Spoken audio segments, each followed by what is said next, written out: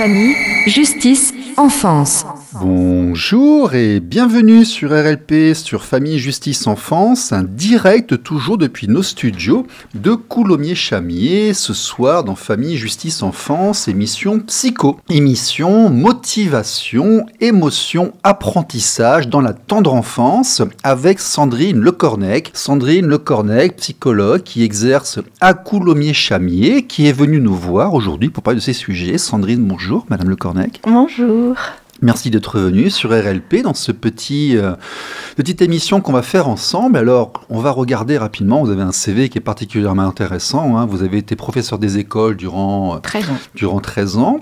Vous avez un diplôme de master de psychologie, du développement typique et atypique de l'éducation de la petite enfance et l'adolescence. Vous avez également fait des formations professionnelles à la maladie de Parkinson. Vous avez été stagiaire en centre médico-psychologique enfants et adolescents. Vous connaissez également les dispositifs ITEP à Boulazac. Et surtout, moi, ce qui m'intéressait pour la raison pour laquelle je vous ai contacté, c'est que vous avez écrit votre mémoire de master qui est sur le rôle des facteurs motivationnels et émotionnels sur les apprentissages et les performances scolaires.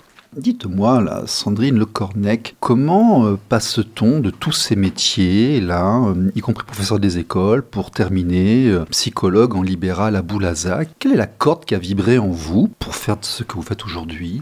Moi, je dirais que c'est celle de l'humain, tout simplement. Oui. Celle de la rencontre. La compréhension de l'autre. Oui, et à travers l'autre, la compréhension de soi. C'est-à-dire que les enfants je dirais qu'ils m'ont appris qui j'étais. Ils m'ont appris à être en lien. Ils m'ont appris à être patiente. Ils m'ont appris à être attentive. Ils m'ont appris à être bienveillante. Ils m'ont appris à être dans l'amour, dans l'échange. C'est une richesse inouïe que ce métier de l'enseignement. Oui, et pourquoi l'avoir quitté pour devenir psychologue? Eh bien parce que, au-delà de la pédagogie, qui finalement n'est qu'un moyen d'arriver à ses fins, c'est surtout l'humain. C'était l'humain qui me faisait vibrer dans ce métier de l'enseignement. C'était de voir les petits bouts arriver en début d'année et évoluer tout au long de l'année avec leurs problématiques, leurs larmes, leurs rires, leurs peurs. Il y a tellement qui se joue dans cette tendre enfance. C'est énorme. Et je prenais bien plus de plaisir à les accompagner en tant qu'humains sur leur cheminement de vie, eux et leur famille, que de les voir se remplir de compétences scolaires, on va dire. Et puis peut-être aussi un ras-le-bol de l'institution, il faut quand même l'avouer. Donc, je me suis dit, après une année de réflexion... Le plus grand ennemi de l'État, c'est l'État, en fait. Ça devient entravant, c'est le problème, Je l'entends souvent, ça. Ça devient entravant. Plus ça prend de place, et moins il y a de place pour l'humain, justement. Bon. Donc, aujourd'hui, psychologue. Oui.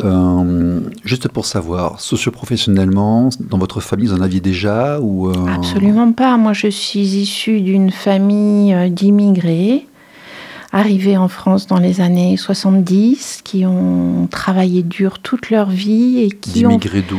Du Portugal. D'accord. Et qui ont fait le pari de ne pas mettre les enfants à l'école portugaise le samedi, mais au conservatoire. Et de ce discours de pour t'intégrer, il faut aller à l'école. D'accord. Voilà. Donc l'école avait cette valeur d'intégration. L'ascenseur social. Et d'ascenseur social. Okay. Et je ne sais pas ce que tu veux faire, mais va à l'école et nous, on te soutiendra, quoi. D'accord. Ce modèle qui est assez présent en France d'ailleurs, que c'est l'école qui va aider les gens à s'élever. Oui, et dans un certain sens, c'est une réalité, même si on sait que dans les études sociologiques et en études supérieures, je crois qu'il y a moins de 30% d'étudiants issus de milieux socioculturels défavorisés, on va dire. Donc, ce n'est pas une vérité en soi, mais c'est quand même possible. D'accord, tout à fait. Donc, vous avez centré, donc effectivement, c'est normal qu'après un parcours comme celui-ci, professeur des écoles, vous soyez dans la psychologie au départ, tourné vers l'éducation, la petite enfance et l'adolescence. Mais si vous m'aviez dit que dans votre patientèle, vous avez des gens de tout secteur et de tout âge. Oui. Bon, vous... Actuellement, là, qu'est-ce que vous en déduisez? Vous, est-ce qu'on tient suffisamment compte dans l'apprentissage des motivations, des émotions par rapport à nos petits-enfants? Allons-y, lançons-nous. Quel est l'existant? Qu'est-ce qu'on peut en dire déjà? Je dirais qu'il y a une ambivalence qui crée beaucoup de frustration finalement. C'est-à-dire que dans un sens, on essaie de créer un environnement de classe où l'élève est mobilisé. Ça, c'est surtout, je dirais, à l'élémentaire que c'est quand même très présent.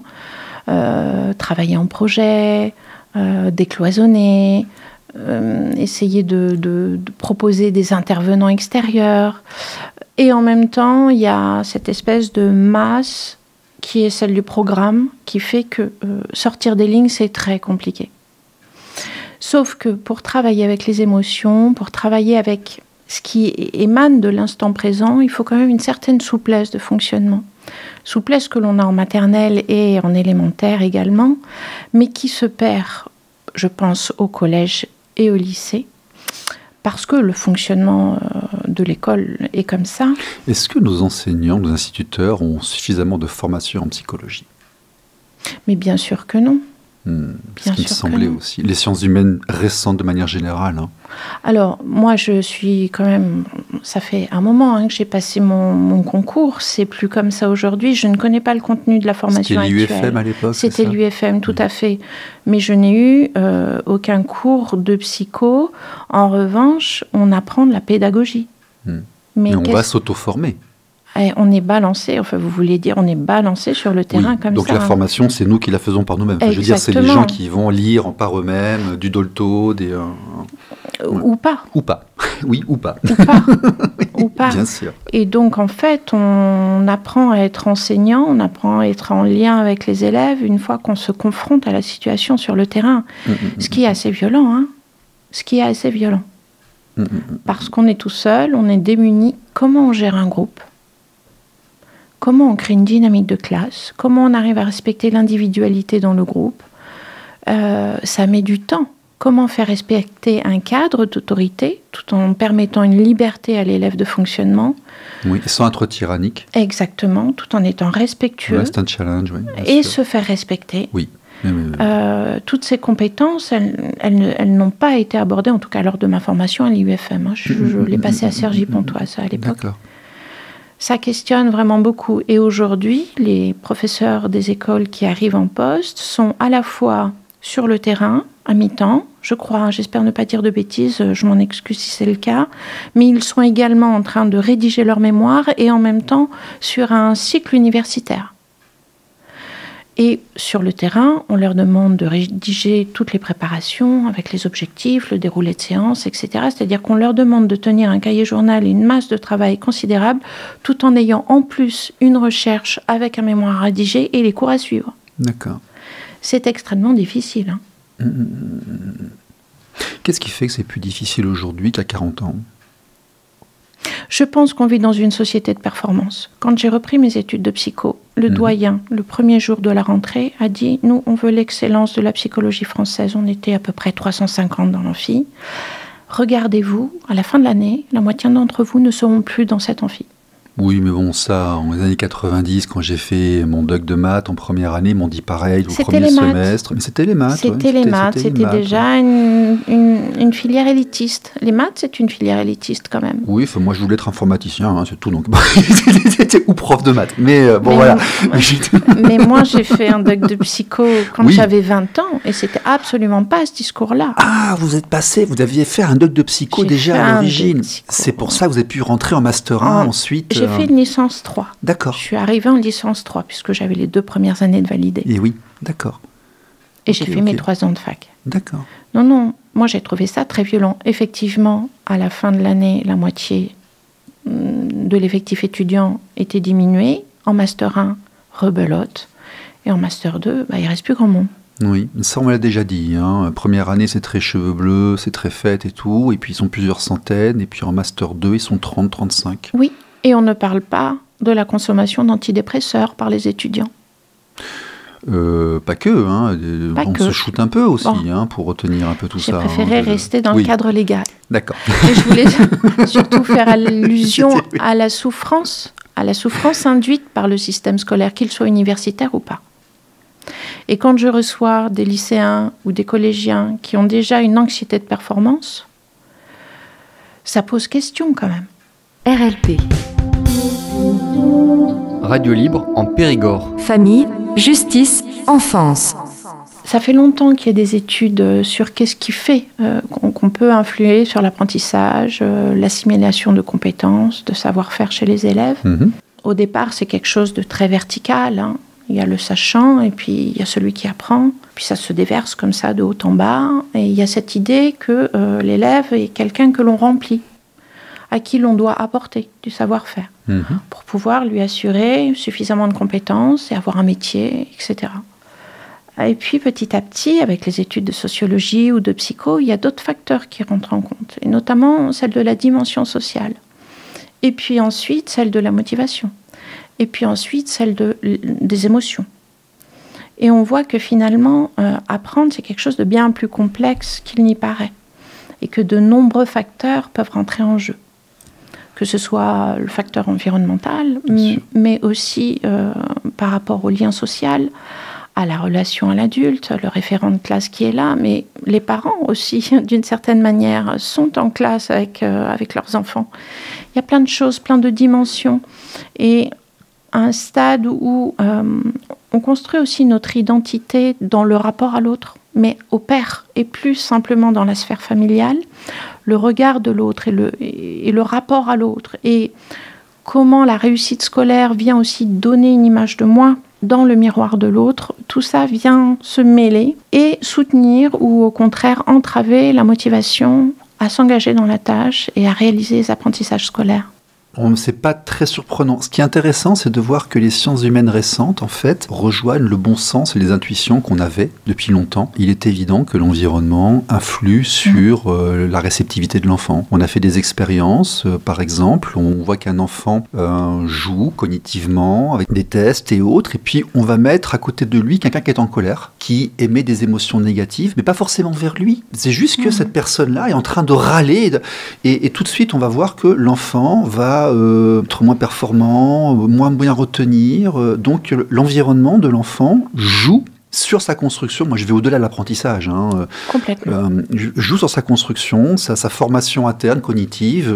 Ça, j'en suis convaincu. Et c'est intéressant de voir que les sciences humaines récentes nous donnent raison, en fait, sur ça. Tout à fait. Et c'est ce qui fait peser quand même une très lourde responsabilité sur les épaules des enseignants. C'est-à-dire que mettre en place une ambiance de classe suffisamment sécurisante pour que l'enfant, qu'il puisse avoir un sentiment de compétence faible ou une estime de soi faible, puisse malgré tout se sentir suffisamment en confiance, soutenu, non jugé, pour pouvoir s'engager, prendre le risque d'être dévalorisé, parce que c'est une prise de risque, prendre la parole à l'oral devant tout le monde. Soit on est très sûr de soi et ça va venir un petit peu dorer le blason, quoi. Donc réassurer l'estime de soi, le sentiment de compétence. Mais si on ne sait pas répondre, qu'est-ce qui se passe ? Et finalement, c'est pas tant le fait de ne pas savoir qui pose problème, c'est plutôt le fait que les autres vont se faire une image de moi par rapport au fait que je ne sais pas répondre ou que j'ai une mauvaise note. Oui, mais ça c'est la vie. Il y a aussi, il faut mettre les deux ensemble en fait. Il faut optimiser le développement de l'enfant, ses acquisitions, mais il faut aussi le préparer au fait que le monde est sale et le monde est injuste. C'est malheureusement, quand on voyage un peu, quand on prend un peu l'avion, si vous voulez... Le monde est sale, le monde est injuste. Oui, alors... La vie est injuste, la vie est injuste, le monde est sale, et puis... Je suis d'accord, mais en même temps, quand vous me dites ça, ça résonne avec...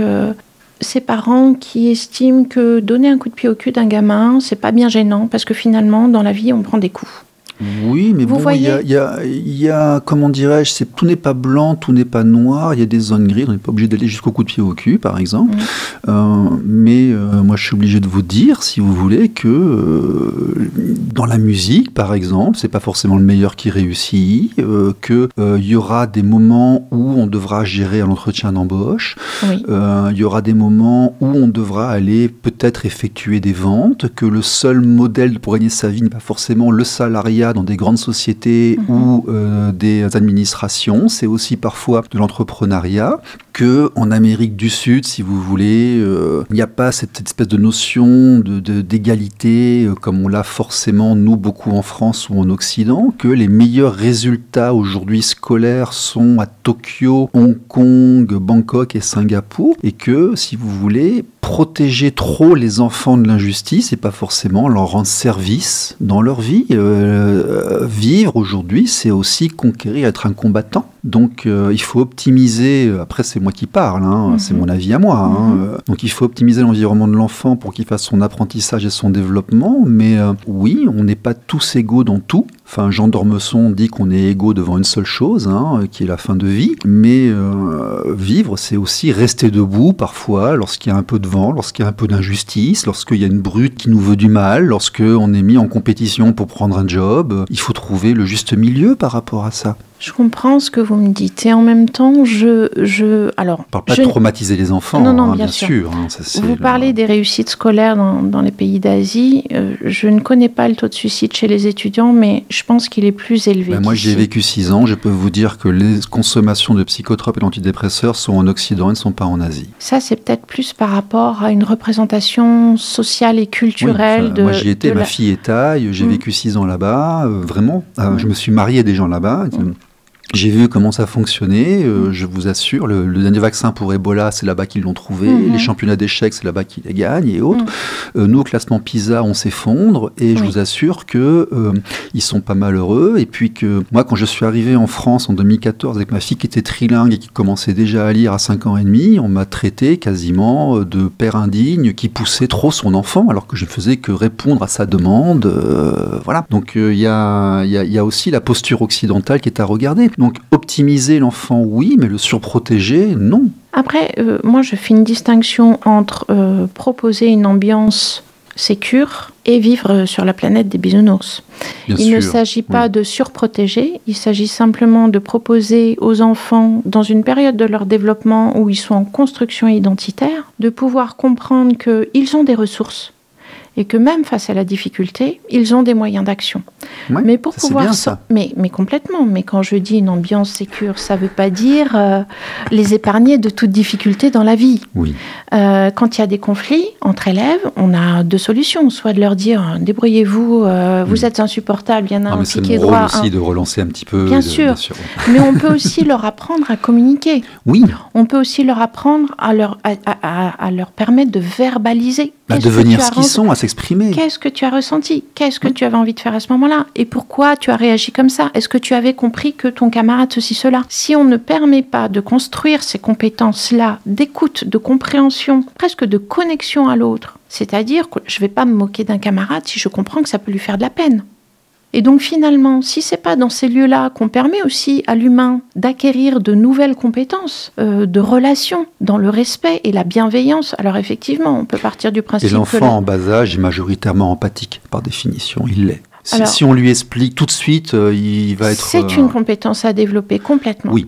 Et la communication. Mais elle est présente. Elle demande qu'à y venir. Très souvent, les petits-enfants, ils l'ont déjà. Oui, et la communication bienveillante, quand elle est apportée au sein de la classe, alors le problème, c'est que ça demande du temps.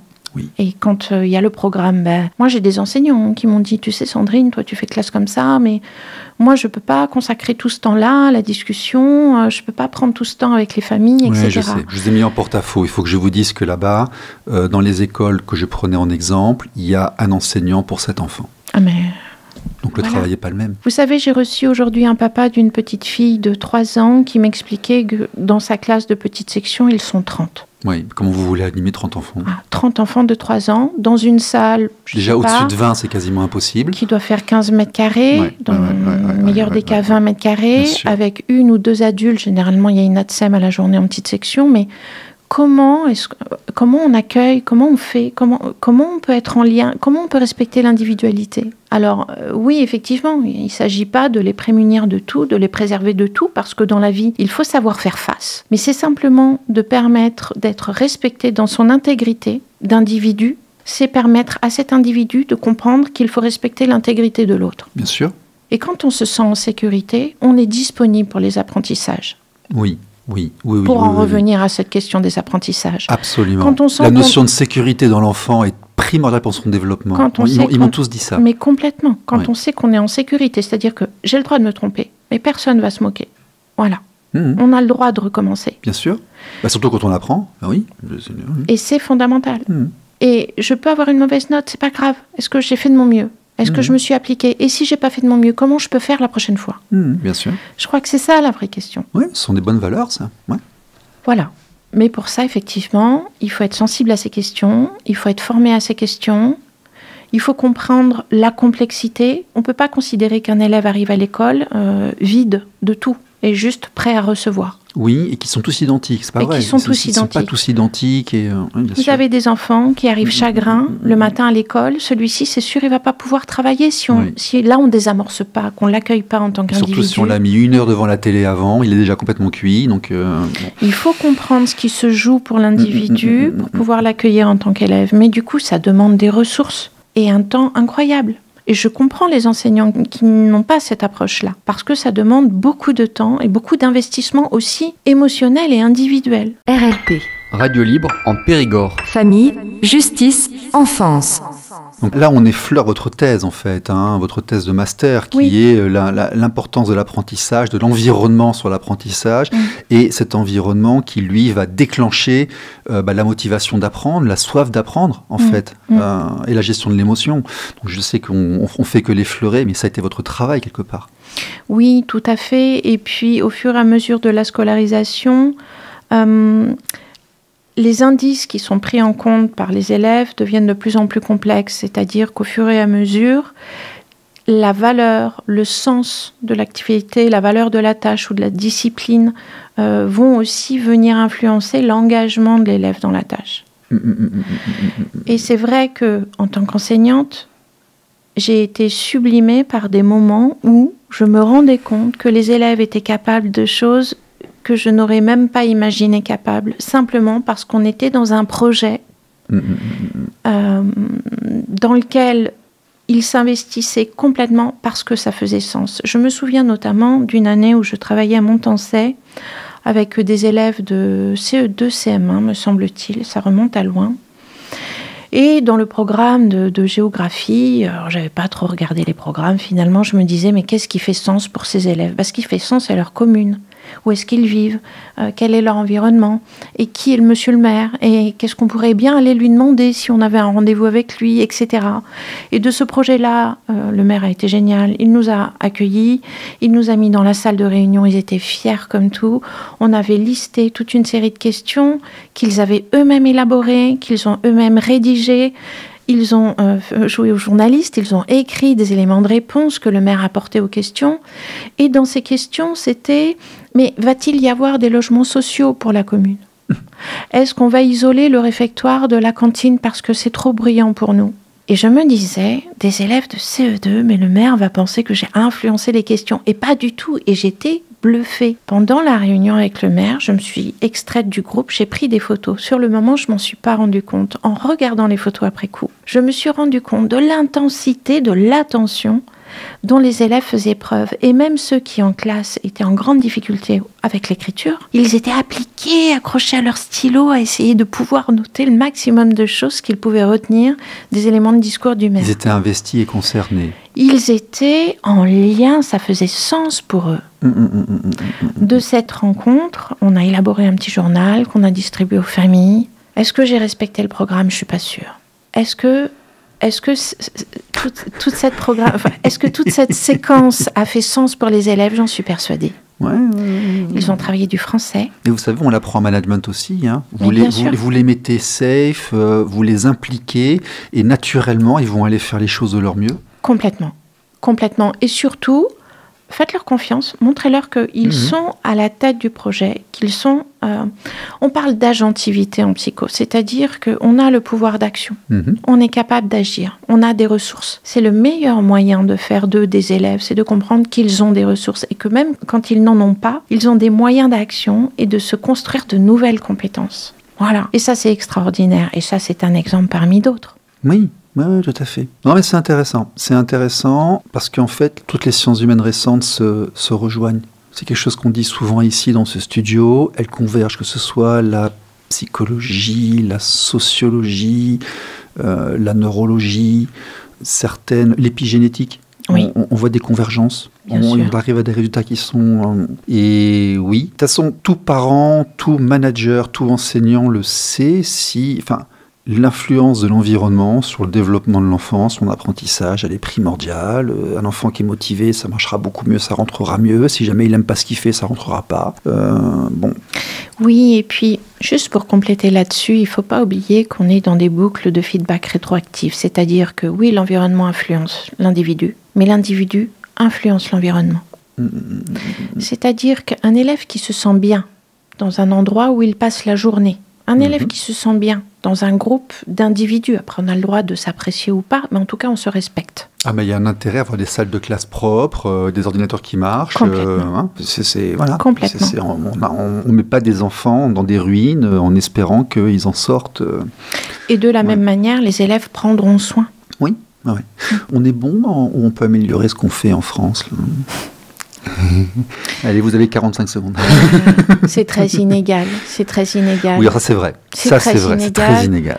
Alors, on en parlait hors antenne, mais on vient tous les deux de la région parisienne. J'ai travaillé dans des établissements et moi-même été élève. J'ai passé 5 ans à Clichy, c'est tout. Oui, mais bon. Et moi-même été élève dans des établissements où c'était du béton sans peinture, avec du lino pourri, des infiltrations d'eau partout, des grilles aux fenêtres, des filets des fois au-dessus de la cour pour éviter les projections d'objets, des HLM dans les cours d'école, des insultes. Ici, en Dordogne, je trouve quand même qu'on est bien. Alors, je sais que pour certains enseignants en Dordogne, la référence n'étant pas la mienne, il peut y avoir des personnes qui trouvent que c'est compliqué. Moi, je trouve qu'on est quand même très épargné en Dordogne. C'est très agréable d'enseigner, même si c'est pas toujours simple. Mais les gens fuient les villes pour venir à la campagne. Ils ont bien raison. Sandrine Le Cornec, comment on vous trouve ? Comment on me trouve ? On me trouve sur Doctolib, essentiellement. Donc Le Cornec, L-E plus loin C-O-R-N-E-C. Tout à fait. Vous êtes à Coulommiers-Chamiers, donc vous offrez des services de... allez-y, dites-nous, qu'est-ce qu'on peut trouver dans votre cabinet ? Dans mon cabinet, on peut trouver un lieu de parole, un lieu d'écoute, un lieu d'élaboration. On peut y venir tout seul, en couple ou en famille. Quel que soit l'âge qu'on a, parce que j'ai bien envie de dire que finalement, psychologue du développement, ça s'arrête jamais tout au long de la vie. Bien sûr. Aussi, beaucoup de gens me disent oui, j'osais pas parce que je suis pas malade, mais il s'agit pas de maladie en fait. Je dirais que est-ce qu'on se sent en équilibre ? Est-ce qu'on se sent en souffrance ? Est-ce qu'on se sent en difficulté ? Si à un moment on sent qu'il y a de l'inconfort et que l'inconfort dure, il faut pas hésiter à faire appel à un psychologue. Très bien. C'était Sandrine Le Cornec. Merci d'être venue nous voir. Merci à vous pour cet accueil. À vous tous, à la semaine prochaine. Au revoir. RLP. Radio libre en Périgord. Famille, justice, enfance.